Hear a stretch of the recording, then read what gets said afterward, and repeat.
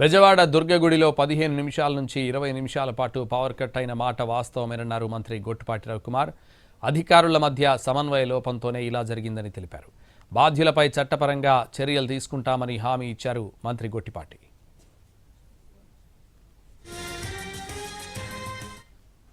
అది 15 నిమిషాల నుంచి 20 నిమిషాలు కరెంటు నిలిపిన మాట వస్తే అక్కడ సమన్వయ లోపంతో జరిగిన మాటమే. దాని మీద తక్షణమే ఏం జరిగింది అనేది రిపోర్ట్ తీసుకొని రమ్మని చెప్పి ఆదేశాలు ఇవ్వడం జరిగింది. దాని మీద ఎవరైతే తప్పు చేశారో వాళ్ళకి తప్పకుండా ప్రభుత్వం చర్యలు తీసుకునేది.